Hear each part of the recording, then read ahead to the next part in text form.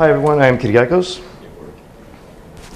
I will be talking about a model that we developed in order to understand the performance of HTTP2 using real existing HTTP1 traces. And this is work done in collaboration with the University of Southern California and Akamai. So the web has changed dramatically in the last 20 years. It went from being a very simple interface or channel for delivering simple, usually static web pages to now supporting a lot of web or mobile applications that have a big social media integration and can use third-party content or optimization providers.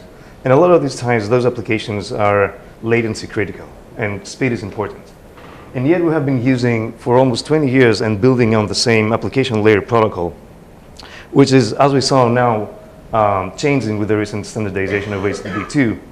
So content providers and content delivery networks are interested in evaluating the benefits of deploying the new protocol at a global scale before putting in the resources to do it. So Matteo gave a great overview of what's new with HTTP2, and like he said, one of the biggest things is multiplexing.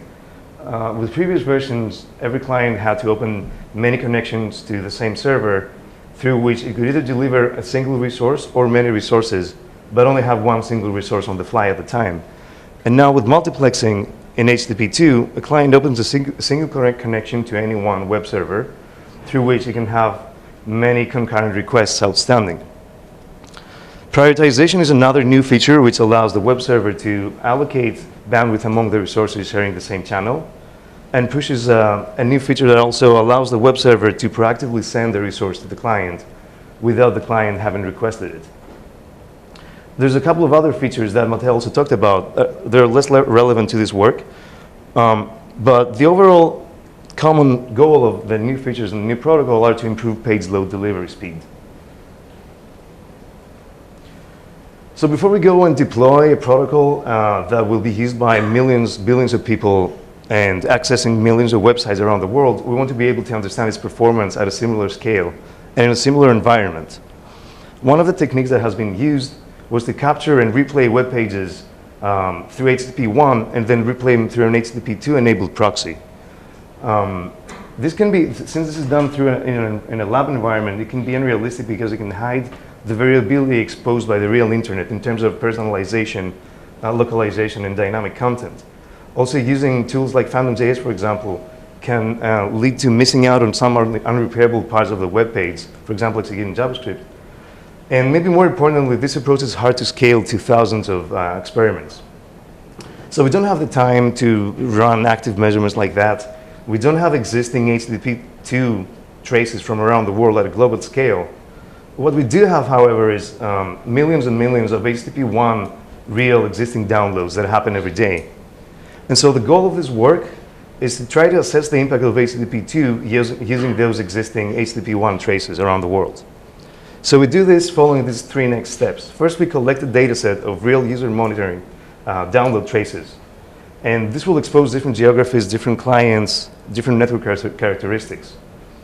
Then we develop a model that we call RTH2, which we use to scale the analysis of these existing traces to thousands of downloads, and we can do that quickly. And then finally, we use these collected traces from the first step, and we pass them through the model in the second step in order to explore page load time differences between the two versions of the protocol. So the rest of the talk will follow this structure. I will talk about each one of those specifically.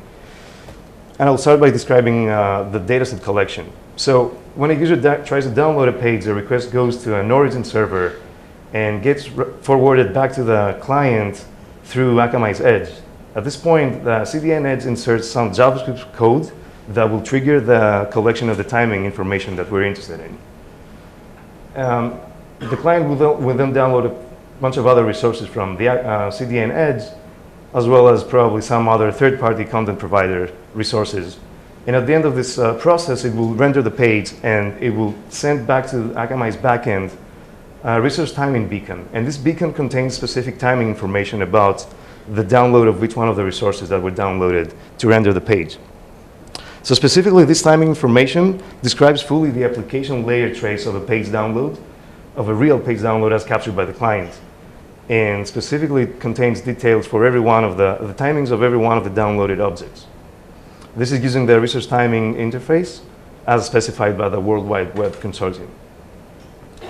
So we have this timing information for each one of the, and this can be actually visualized as what we call a waterfall trace of the downloads. So in this next slide, I will describe a simplified version of such a waterfall. We have a client that starts downloading an HTML file, and when it hits some tags that tell it to download some embedded resources, in this case, we're assuming that it tries to download 3 more resources at the same time. Because of a limitation existing in the browsers now, it can only open, in this simplified case, 2 maximum TCP connections to the same web server. In reality, this number is 6. So because of that, the last 2 resources have to be blocked until one of the first ones is finished downloading and a TCP connection is freed and able to be reused. So when that happens, let's assume that the third resource, JavaScript 3, triggers the download of another external resource that comes from a third-party provider. The gap in between indicates the processing time of the first JavaScript file. And let's assume that in turn, that triggers the download of 2 more resources. And at the end of this process, the browser will fire the onload event that indicates that the page has downloaded and rendered completely. So this is what we're using as an input to our model. And the goal of the model is to take this timing information about each one of the resources and manipulate it in order to transform the waterfall into its HTTP2 equivalent. So essentially, we want to know what this specific download would look like if it was downloaded through HTTP2. And we want to do this for thousands of traces.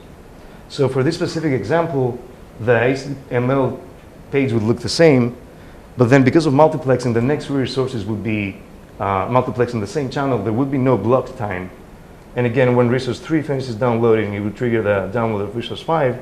The model needs to maintain the processing times because this is relevant to the HTML, to the HTTP protocol. It will also maintain the transfer time of this third-party content resource because it comes through a different channel from a different origin server, probably not using HTTP2. And then, in turn, this will trigger the download of the next 2 resources, again, multiplexed through the HTTP2 channel. At the end, we get a new onload time. And what we're interested in here is the difference, the percentage change between the new onload time and the original onload time. So in order to implement this manipulation of the waterfall, the model uses 4 components. The first one we talked about a bit is multiplexing, and it decides which objects go into the same HTTP2 TCP channel. This is done by using basic pattern matching and then some considerations. So for example, the resources highlighted in blue URLs on the right side will all fall under the same TCP channel. Prioritization is a component that implements the ability of the server to allocate bandwidth preferentially to different resources. So it can prioritize things that are more critical to rendering the page or are on the critical path. Push is the component that implements the ability of the server in the model to proactively send an object to the client without the client having requested it. So this can happen even before the client receives the HTML file. And lastly, the TCP module emulates the congestion window growth. So for every simulation tick, essentially, which corresponds to 1 RTT, it will decide how many bytes will be flagged as delivered within the model. So in this case, resource 2 is delivered in the first RTT, then the module decides that the next 2 resources can fit in the second RTT and so on. So this is done until we hit the last resource and the onload event is fired. And this is the time that we're interested in. So again, to recap the model, we start with an input waterfall, which is a set of timing information about each one of the resources. We pass it through the components, and the output of this pipeline is an HTTP2 equivalent of the waterfall that describes what the download would have looked like if it was downloaded through HTTP2. So in order to validate the accuracy of this model, we, in a lab environment, we issued 100 pairs of concurrent HTTP1 and HTTP2 downloads of real web pages. We looked at the distribution of the HTTP1 downloads and the distribution of the HTTP2 downloads, and we're interested in the difference between those 2 distributions, which we call the ground truth delta PLT or page load time chains. And then using the same 100 HTTP1 downloads, we generate beacons that we pass through the model. And by doing so, we get another distribution, which is the distribution predicted by the model. And we want to make sure that the difference between that and the original one looks similar. So this is the predicted chains, and we're interested essentially in the difference between those 2 values. This is the metric of accuracy that we want to be low enough. So we repeat this process for 3 different RTT values and 8 real websites. And we want to make sure that this error margin is within reasonable values to trust the model at a large scale. So we took 1 week's worth of data, which corresponds to roughly 280,000 real downloads of pages that correspond to roughly 2,800 unique Akamai customers. And we drew the distribution, the CDF, of the estimated page load time chains for all of these downloads. And what the CDF shows is that the model predicts that roughly 62% of the real downloads would see improvement when done through HTTP2. Roughly 26% of them would not be affected, and a smaller fraction of 12% would see some PLT increase. So we wanted to understand these percentages deeper. So in order to do that, we closely examined 50 specific of those web pages for which we had hundreds or thousands of samples during that week. And this plot draws the different percentiles of the estimated page load time chains for each one of those websites. So the candlestick here, every candlestick is one website, and the bottom and top whiskers show the 10th and 90th percentile of estimated page load time chains. The box shows the 25th and 75th, and the black bar is the median chains. So the takeaway from this plot is that most pages would see up to 20% page load time improvement 90% of the time, but there's still a fraction of pages, a smaller fraction, that will see a small PLT increase 10% for 10% of the downloads of those websites. So we're interested in understanding if there are some page characteristics that make some of the pages see mostly benefit, while others see less benefit or even sometimes degradation. And in order to do that, we closely examined some of the corner cases, some of the extreme cases of websites that saw the best or worst improvement or degradation, and wanted to see if we can identify patterns. A couple of things that we noticed was that for the pages that saw degradation, many of them had a lot of JavaScript files, and it was not always the case that the ones that appeared to be on the critical path of rendering the page or completing firing the onload event were prioritized. And another observation was that for most of the pages, there was a long idle network time between the time the client requested the HTML file and the time that file was available on the client. So based on those observations, we implemented and evaluated a couple of optimizations that are using HTTP2 push and prioritization. The first one of those, prioritization, is trying to prioritize resources that appear to be on the critical path of firing the onload event. So this assumes that we know the critical path, and this is something that we can actually infer looking at the input traces that we have. So on the example on the right, the model understands that resource 3 is more critical to firing the onload event earlier, so it prioritizes that over resource 2. And what we see when we apply this optimization across the 50 websites is that the ones that saw degradation at the 90th percentile are the ones that see the biggest improvement. So the plot on the right shows the additional impact of applying this optimization on top of baseline HTTP2. And what we see here is that the pages on the right see the biggest improvement. And what this effectively does is that it removes that tail, the small tail of degradation that we saw with baseline HTTP2. The second optimization, push, is based on the observation that because the client request has to be forwarded to the origin server and then back to the client through the edge, there's a long idle time to first byte time. And so the CDN edge could utilize that time to proactively push resources to the client that it thinks the client will need. So again, we're assuming here that we know what the client will need to request after it starts parsing the HTML file, and also that we know what the client has cached, so we push the rest of the resources. And this is something that, again, we can infer by looking at the input traces.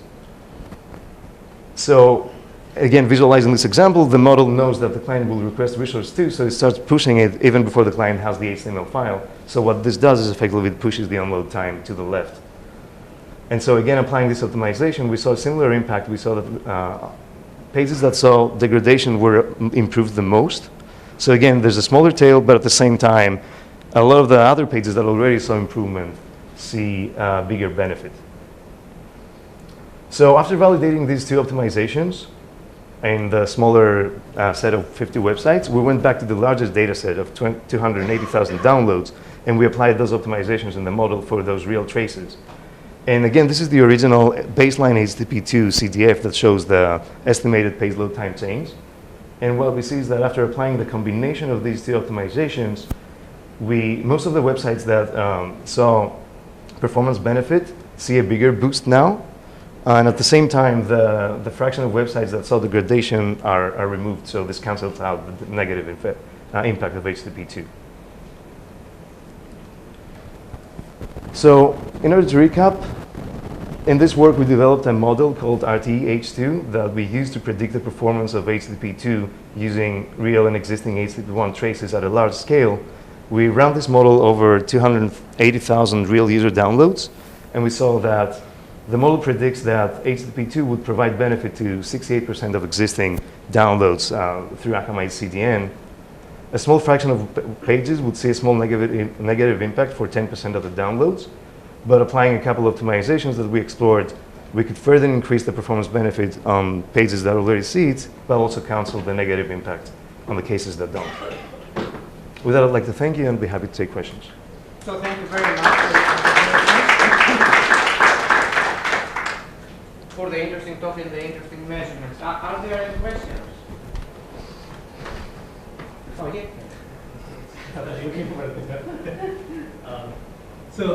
In one of your waterfalls, you showed that number 5, which is a third-party JavaScript, depended on number 3. Right. How did you figure that out from the resource sharing data? Right. So this is using a very basic heuristic. So we have the input waterfall, and then we're trying to understand the dependencies within that waterfall by looking at the traces themselves. So it can be done with something as simple as looking at which was the last resource that can actually trigger a download. So in this case, there's a JavaScript that finishes right before that external resource, so we can infer that this could be the one that caused it. This has inaccuracies. Over a large scale, we're hoping that these inaccuracies would be kind of smoothed out. And there are also some other techniques that could be used to infer this kind of dependencies to increase the accuracy of that heuristic. Cool. Matthew, I understand. Yes. First of all, this is terrific work. I really like it. And I think it's amazing we ended up seeing pretty much the same thing with modeling and real experiments. Right. I mean, this doesn't happen that often. I was thinking the same. So I was wondering, there is a bunch of new work looking at how to optimize this waterfall, right? I mean, we discussed a little bit about it. And I'm wondering whether you see a fit of those works in here, or if you thought about it, whether a push can actually be used for that. Yeah. So this is actually something that I'm interested in working now, and so like you said, I think the model shows that push. I'm not going to go back to the slide, but push shows the biggest improvement, and again, that's based on the observation that there's a long idle time between the time the client requests the HTML. So this is time that we could utilize, and this is kind of what push was made for, to find kind of idle times that we could be maximizing the utilization of the channel. So definitely push is one of the biggest potential optimization, I would say. Yeah. Did that answer the question? Yeah. And the second one is, for those websites that you saw some penalties, you say that it's mostly due to JavaScript and it's long. Why is not that happening for H1? So one hypothesis is that, let's see if I can find an example. So I'm not sure if something can help here, but so with H1, essentially the resources will start getting downloaded as the HTML tag is hit when parsing the HTML file. And so because you have up to six multiple connections, say you have 6 JavaScripts, they might be, maybe the third one is the critical one, they all might be coming in parallel. Now doing HTTP2, browsers indicate a weight for each one of the resources. So JavaScripts by default get the same weight. It's something, I don't remember the number, but Chrome assigns a higher weight to CSS files, then JavaScripts are next, and then is everything else. But all of the JavaScripts are treated equally. So in doing that and multiplexing that way, and essentially doing first in, first out, randomly for all of these JavaScripts, the one that is most critical might end up being third or last. So when you know which one is the most critical, you can send that first within the multiplex channel. Cool. Thanks. Are there any more questions? Yes. You said previously that you are able to push some JavaScript content even if the browser doesn't need at the time when there's a connection that goes back to the origin instead of the edge, so that you can manipulate, you know, take advantage of the spare time. Right. So the browsers do that, and is it possible to push scripting content without asking that? So if this is something that is cached on the edge, so it could be JavaScript that belongs to the origin server and it can be cached on the edge. It could be third-party JavaScript that is also cached on the edge. The edge could potentially identify that the client will require this in the future and then proactively send it to the client. So then essentially you don't need to wait for the client to request it.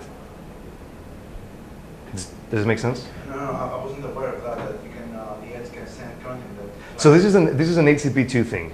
This is what push does. It allows any web server to decide and proactively send any resource at once, and the client can choose to accept it or reset the stream and reject it.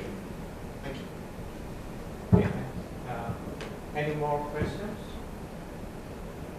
No. Let's thank our speaker again. Thanks. Anas.